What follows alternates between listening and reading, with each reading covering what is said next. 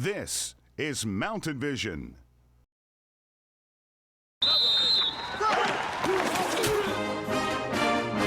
Welcome to the Blue Devils Football Coaches Show.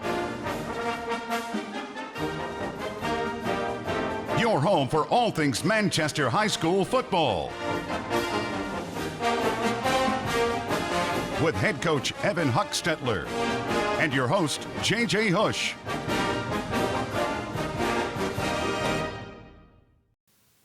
Hello and welcome to the Manchester Football Coaches Show. I'm your host, J.J. Hush, with the head coach of the Manchester Blue Devils, Coach Evan Huckstetler. Coach, thank you again for your time this week. Thank you. So you guys, you go on the road, you get the job done, you get the hard-fought 26-20 region victory.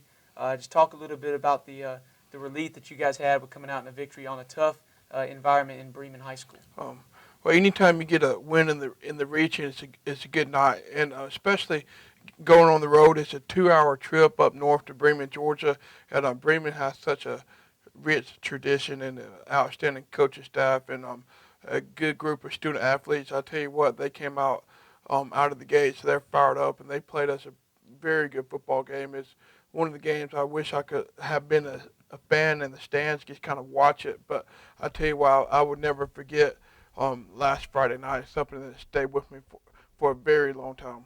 And you talked about, ever since you were young, your dad was always coaching at Bowden. So the Bowden-Bremen rivalry has kind of always been there. And it's got to feel sweet to know that you beat a team that you've grown up watching throughout your whole lifetime. Oh, yeah. It was kind of bittersweet. Their team chaplain is actually my left offensive tackle when I was a quarterback in high school. And it was a very unique experience. We actually took pictures together before the game. And he took a picture of Dad. First time all of us were wearing blue because we were both the Blue Devils. So that was a unique experience, and he was actually able to pray over the team after the ball game, and I appreciate that. But this last time playing Bremen was 28 years in a row that I have been a part of a football team that has played Bremen. It was either as a ball boy, a high school football player myself, or a lay coach, or a actual coach. So it was a unique experience. I always been a Red Devil, and now this time it's blue versus blue, and we're very fortunate to come away with the W. So you guys go ahead. Y'all are 2-1 in the region. You guys set yourself up as you go down the stretch. This is a very important stretch for the ball team as you're heading into your last 2 weeks.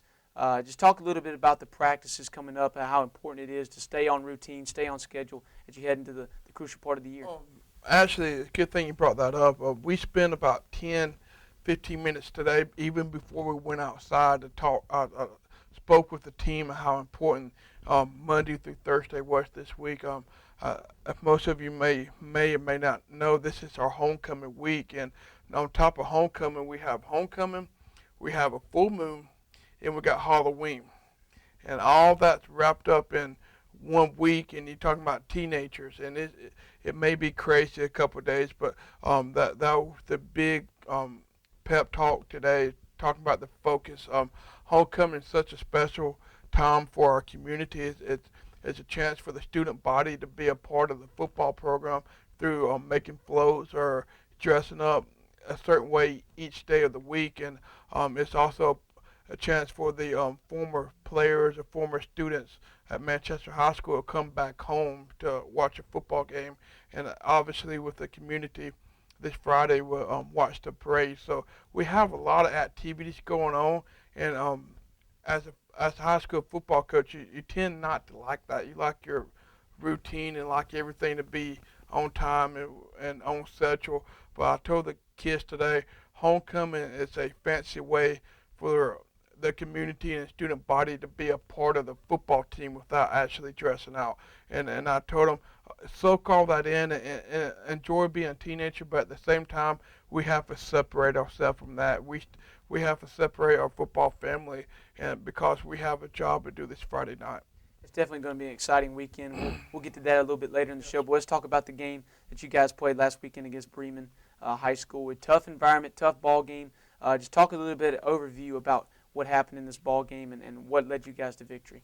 Well, I tell you what, it was a weird feeling. We got on the bus and went to Bremen, and the first time this year that everything's lined up, Central, that you kind of right out of Central the Sunday before Monday what we need to do, but we got to Bremen on time, and the kids were nice and relaxed, and it was the perfect night for football. It's a little warm throughout the day, but once the sun went down, you couldn't ask for a better environment, especially a high school environment. But when the kickoff, when the play got started, I thought it was going to be an offensive game. I know offensively we got started really quick. Unfortunately, we had a turnover in our first offensive possession, but the defense kept us in the game early, and we got the turnover the very next play, and we were able to put it in and score. And in the next couple of possessions, I thought we kind of shot ourselves in the foot. We're a really good offensive team right now in between the 20s, and we're not doing too well in the red zone. That's something we got to work on. But the defense played outstanding, especially the first half. And I know Bremen only scored one time. We were fortunate enough to score right before half. We had a pretty good drive. Anthony Bell made a couple of good runs, and we were able to put it in right before halftime. Talk a little bit about Anthony Bell's play. It seems like that's a guy you talked about. You struggled in between the 20. You got inside the 20, but you couldn't score. But late in that ball game, it seemed like you guys were giving it to Bell and just letting him carry you guys there in the second half and getting some scores down there. Well, I tell you what, Anthony, I know the first half he had 15 carries for 147 yards, and that's big time. That's almost PlayStation numbers for a kid, and it's very good high school numbers.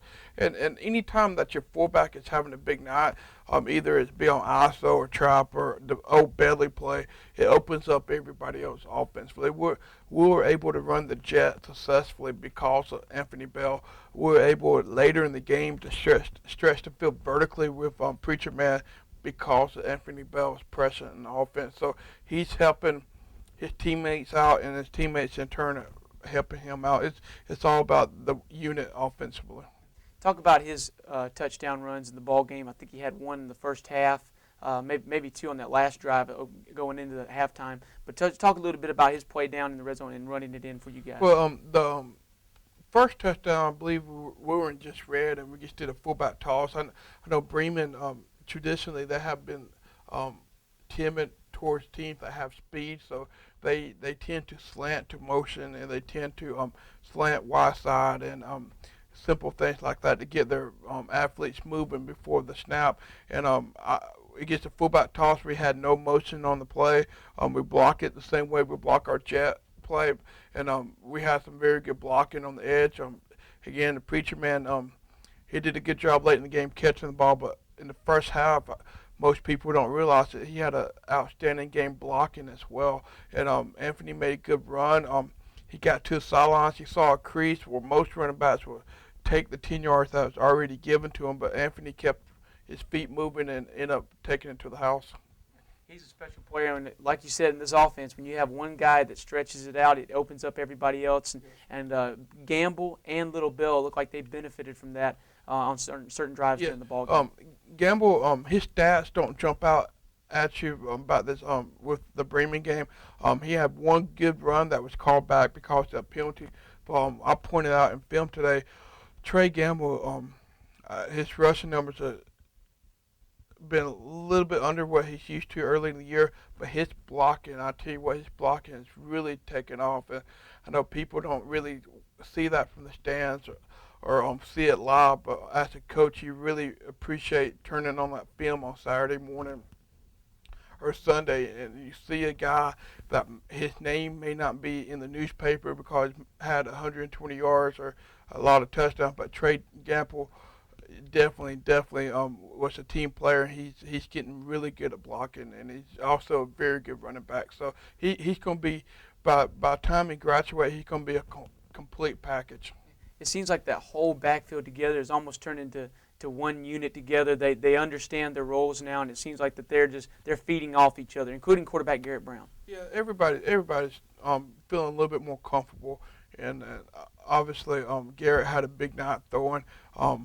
In the second half, he didn't have a bad night throwing in the first half. As a matter of fact, I had to get on to some of our route runners about that first interception you threw. It might not all been on the quarterback or our routes were kind of sloppy that play, and so but Garrett is definitely coming into his own for his understanding the system.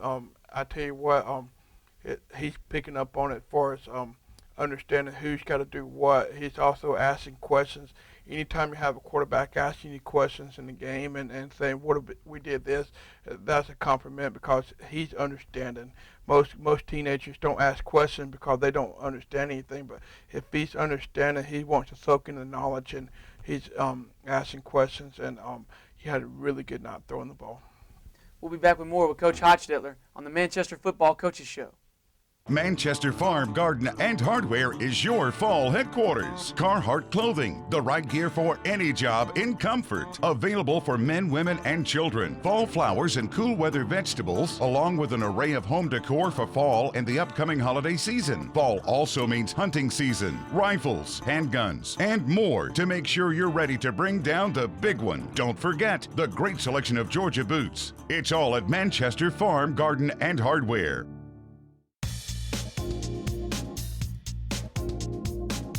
Here at Sun Fashions, we have a variety of all your needs, from half wigs to whole wigs, from lace front wigs to ponytails.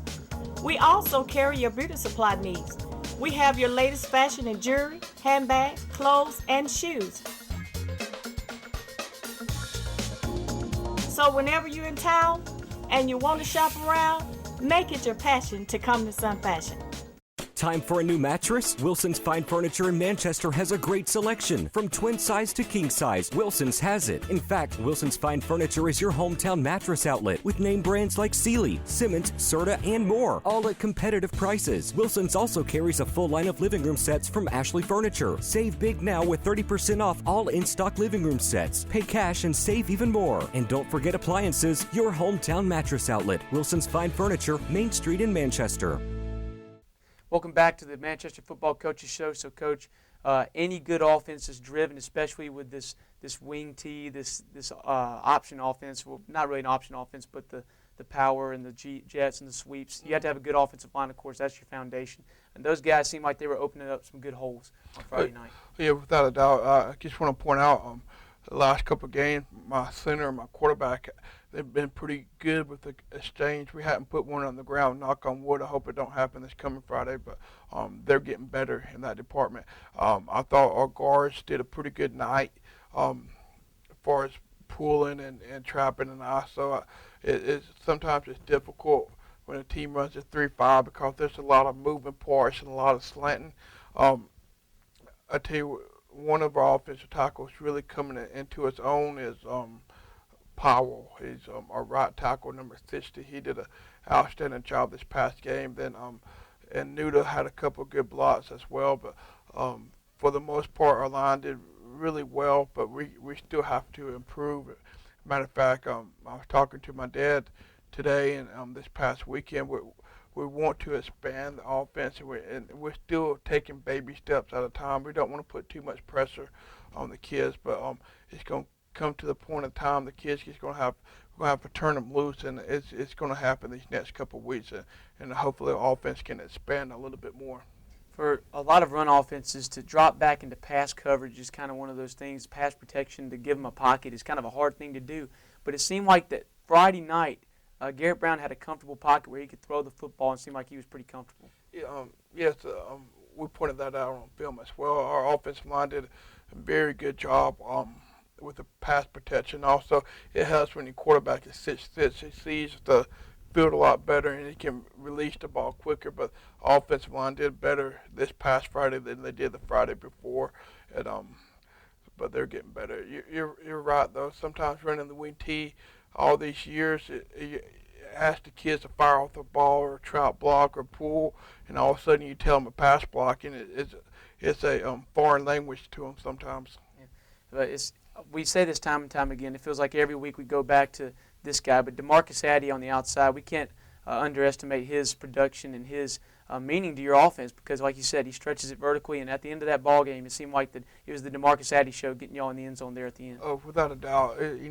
Bremen was giving us some single coverage on Preacher Man. We probably should have took advantage of it earlier in the game, but we're fortunate that he did come through, make the plays. Garrett threw some good balls, and formation-wise, they had the safety a little bit over to our trip side and left Preacher 101, and he made some outstanding catches, especially on the deep ball. But his best route of the day is probably the fourth down play where he ran the I call it the scramble route, where we run the slant and he scrambles to the sideline, and it was a really good pitch and catch with our quarterback and receiver. He caught the ball and got about 11 or 12 yards.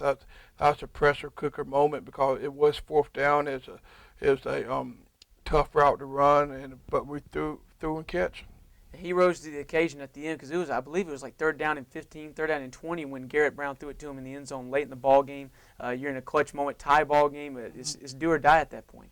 Oh yeah, it was a touchdown catch, and again we got in the same formation. They had that safety over, and as a matter of fact, Garrett did a good job looking the safety, making sure he covered the seam route on the side that we're not going to throw the ball to, and again put the ball up in the air, and Peacher made the play. It was a great ball game, and the ending was kind of a crazy event. You had one play that you get down there, you fumble the ball on the one with Garrett Brown trying to get in the end zone, but there was some controversy on they had a flag or something that brought it back. Yeah, there was a whistle. It was explained to me that they called Garrett down for his forward progress, and because he got to about the 1 yard line, and they had him stood up for a second, so they blew the whistle. Then the ball was stripped out. So it could have been our ball at the 1 yard line or the fumble into the end zone, but it was a holding call, put us back at the 30-yard line, 32-yard line.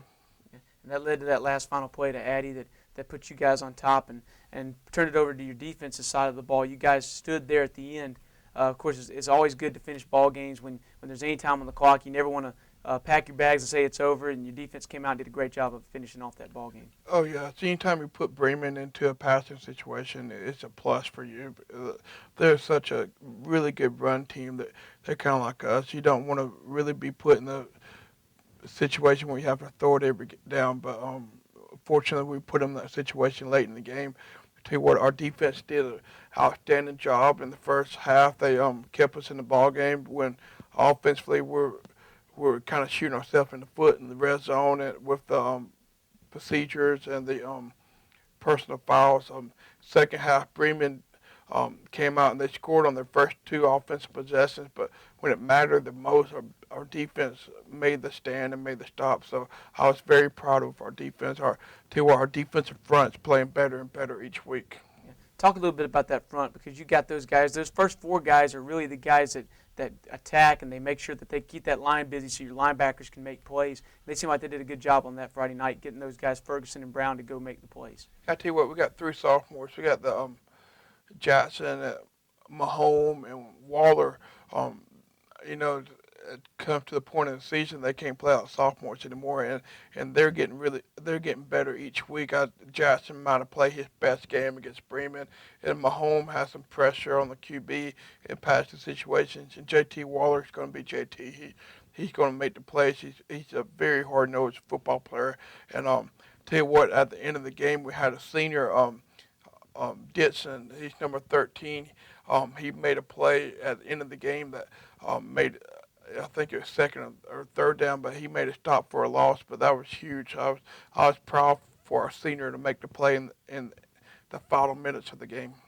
And you guys, when you talk about the defense coming up and making plays, we talk about Brown every week and Ferguson, but it seems like as a whole, the defense is starting to get a little bit more fundamental. They're getting a lot more, they know their roles a little bit better, and they're moving to the ball very well. Just like the offensive side of the ball, the defensive side, we needed a couple of games to get into our own. Now they understand their technique and what they're asked to do. So each week, hopefully, that will get better. And that's mentally, too, as well, because you talked about the offense sometimes, whether it's a turnover or putting them in their deep side of the field, having to protect the end zone, or if they go down and you struggle getting in, you have to defend that and get on and off the field. It's hard for defense to stay out there and stay mentally prepared. It seemed like those guys are mentally getting stronger week to week. They are. And again, go back to the understanding of the defense. Bremen, they gave a lot of formation, so a lot of it was a mental aspect of it. But we aligned and we had our assignments pretty good this past Friday. We'll be back with more with Coach Hochstetter on the Manchester Football Coaches Show. Time for a new mattress? Wilson's Fine Furniture in Manchester has a great selection. From twin size to king size, Wilson's has it. In fact, Wilson's Fine Furniture is your hometown mattress outlet with name brands like Sealy, Simmons, Serta, and more, all at competitive prices. Wilson's also carries a full line of living room sets from Ashley Furniture. Save big now with 30% off all in-stock living room sets. Pay cash and save even more. And don't forget appliances, your hometown mattress outlet. Wilson's Fine Furniture, Main Street in Manchester.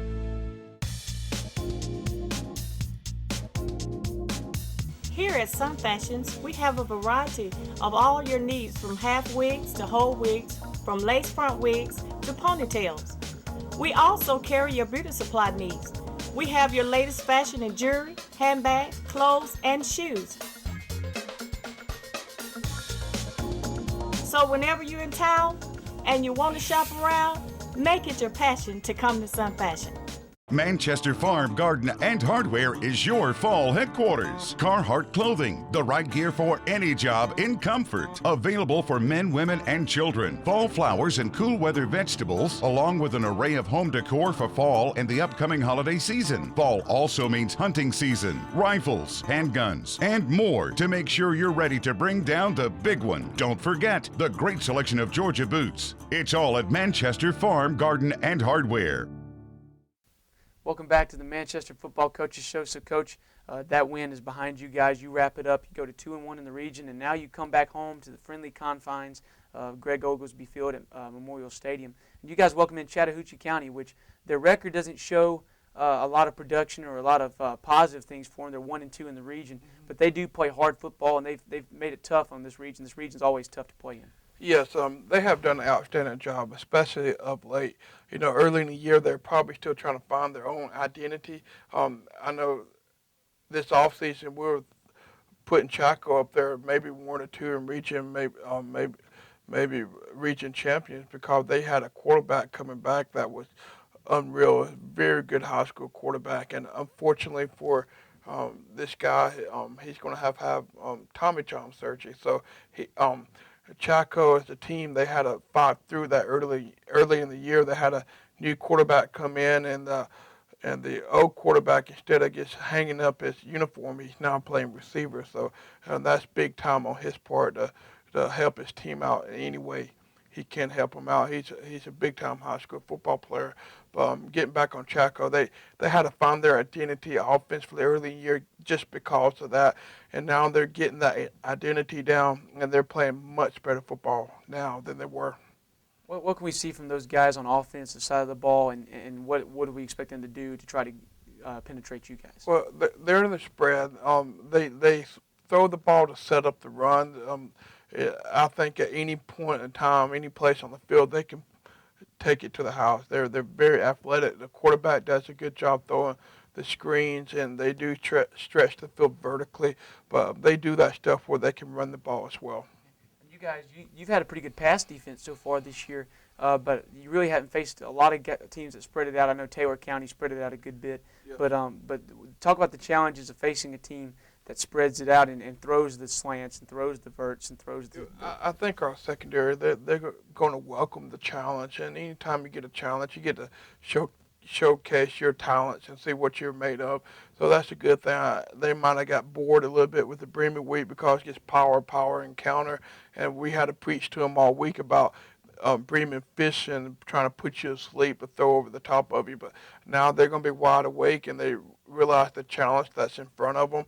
Chaco's got some outstanding talent far as being athletic and catching the ball at the receiver spot. So it's a very good challenge. Hopefully we'll be prepared for it.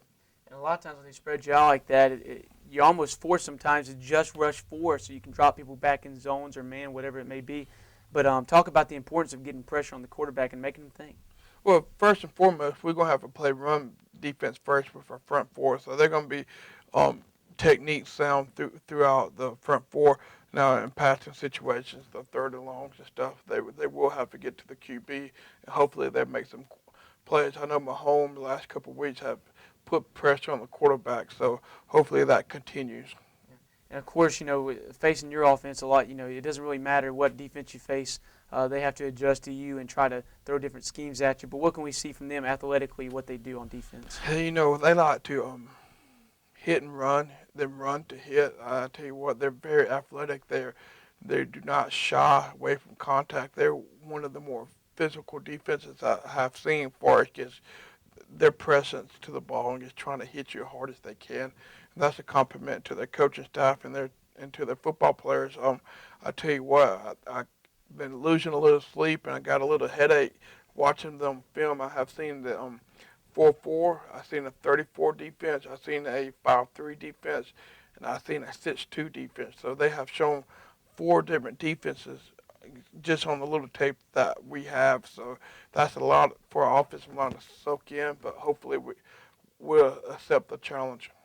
And that's crucial coming into the week, because now Monday through Thursday it may seem like a little bit more work on the kids coming into Friday night, but ultimately it'll pay off if you put your work in. Yes, it will. I hope that's what we preach to them. In order to have success on Friday, we have to win Monday through Thursday, and it's a really big week for our kids. I have to look it up in the record books, but I know Manchester hosted a first-round playoff game in 2002. If I'm not mistaken, somebody can correct me if I'm wrong, but I think before that it was 1998. So you're looking at almost a decade and a half. That's only happened one time in 2012. So I told our kids that today in the locker room that we need to put this football team to that level, and one of these football teams that puts in the foundation that what we're trying to do here and put Manchester football program back where it should belong.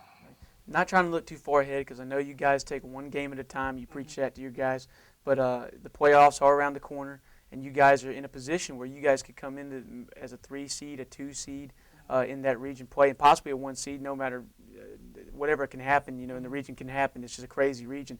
But just talk a little bit about the looking forward to that. I know you guys are taking one game at a time, but talk about the possibility of being in a playoff team this year in your first year. Well, our goal, when I told the parents, and I told the kids the first day I was here, I said this coaching staff and this football team will compete for region championships, and that's what we have accomplished so far. We're fighting for the home playoff seeds. We went to Hurricane fighting for the region championship, and it's not out of reach as of right now based on the games, but we feel like we put our program in that spot.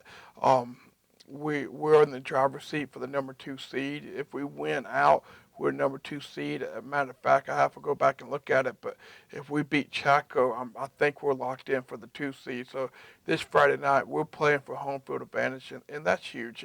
Anytime you host a home playoff game at the house, I think that's a successful season. And you guys have been very good at home. You guys are undefeated at Memorial Stadium. And talk a little bit about, we talked at the beginning about homecoming and stuff like that. So it should be a big crowd Friday night, and you guys are going to need it to clinch that berth into the playoffs. Yes, we're going to need our community to come out and support the kids. They have done an outstanding job. I tell you, our fans, they showed up at Bremen. They were loud and vocal, and they were cheering our kids on. And our coaching staff and the football team, they really appreciate that. So what are the keys to you guys to victory this weekend over Chaco on the offensive, defensive, and special team side of the ball? Well, special teams, I like to break even, and I like to kick the ball down on kickoff and have good coverage, and hopefully we'll square away our punting situation. Our snaps have not been great as of late. I thought our PAT team did a better job this past weekend. We had 1 PAT block, but we were 2 for 2 on the others. It's just like any other game. We got to move the sticks offensively. We need to force them 3 and outs and hopefully get a turnover and not turn the ball over ourselves. Coach, best of luck to you guys this weekend as you play against Chattahoochee. Thank you very much. That's going to wrap up this edition of the Manchester Football Coaches Show. Make sure you tune in each week for the lowdown on all the Blue Devil football news. Thank you for watching the Blue Devils Football Coaches Show. Brought to you by Manchester Farm Garden and Hardware and JT Signs. Join Coach Huck Stetler and your host JJ Hush next week as they continue to review and preview all the Blue Devils football games right here on Mountain Vision. This is Mountain Vision.